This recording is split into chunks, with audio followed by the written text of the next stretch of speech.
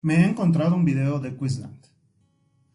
En una prueba de manejo a 60 km por hora, de repente un conductor tiene que frenar.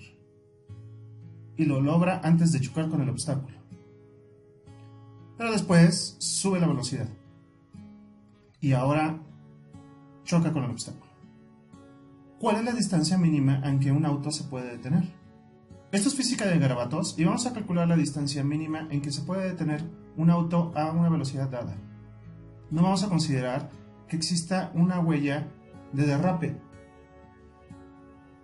Lo primero que vamos a hacer es teorizar sobre la distancia. La distancia total va a ser la suma de dos distancias. Una es la distancia de reacción, que tiene que ver con las condiciones de la persona. Y otra es una distancia relacionada con la fricción, directamente entre el vehículo y el asfalto. Trabajemos primero con la distancia de reacción. Utilizamos un modelo muy simple, donde la velocidad va a ser una constante, porque no podemos hacer una teorización más allá de la parte psicológica, o incluso de la parte fisiológica. Por el momento, esto es suficiente. Vamos a hacer un despeje de la distancia. Nos queda como la distancia es igual a la velocidad por el tiempo, pero son cantidades particulares. Una va a ser la distancia de reacción, que es lo que estamos buscando. Otro es la velocidad inicial del vehículo. Y el otro es el tiempo de reacción. El tiempo de reacción es cuánto tardamos entre tener el impulso visual y hacer un movimiento muscular. Bien, se podría tomar ahí una decisión de no frenar. Por eso hablamos de una distancia mínima. Este tiempo lo vamos a aproximar a 0.2 segundos. Pero es un tiempo relacionado con la normal de una serie de personas que han sido medidas.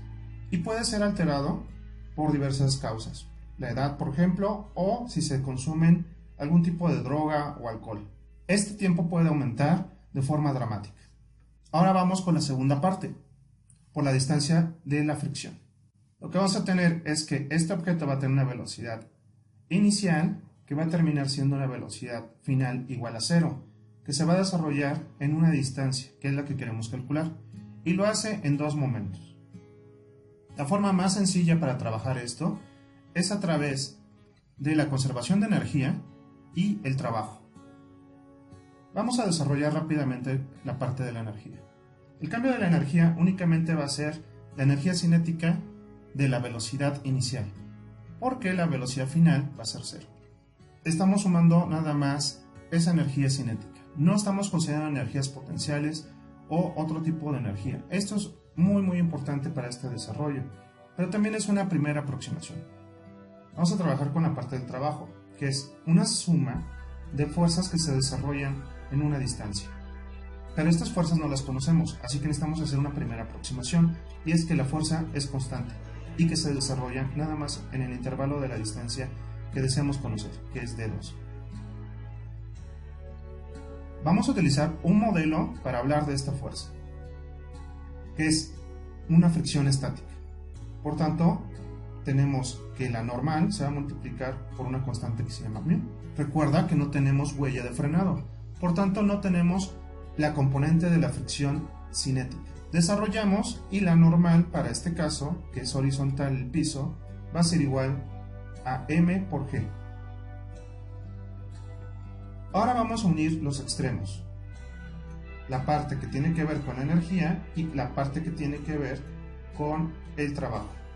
Al igualar podemos deshacernos de las masas y ahora vamos a despejar la distancia. Lo que nos va a quedar es que la velocidad al cuadrado entre 2, μ y g nos va a dar la distancia que estamos buscando. Ahora vamos a sustituir la distancia neta entre las componentes explícitamente. Nos queda esta fórmula de la suma de dos funciones. Estas funciones se están sumando. Una es una parte lineal y otra es una curva, que es una cuadrática. Entonces, si nosotros graficamos esto como la velocidad contra la distancia, lo que vamos a encontrar es que a mayor velocidad vamos a tener una mayor distancia. Es lo que nos dice la parte lineal. Por el otro lado, esto se le tiene que sumar la parte cuadrática. Va a hacer que crezca la distancia. Esta es la contribución nada más de la velocidad. Si consideramos μ, por ejemplo, para el caso donde está lloviendo, entonces esa distancia va a crecer mucho más. Esto hay que tomarlo en cuenta para toda situación donde se deba de frenar.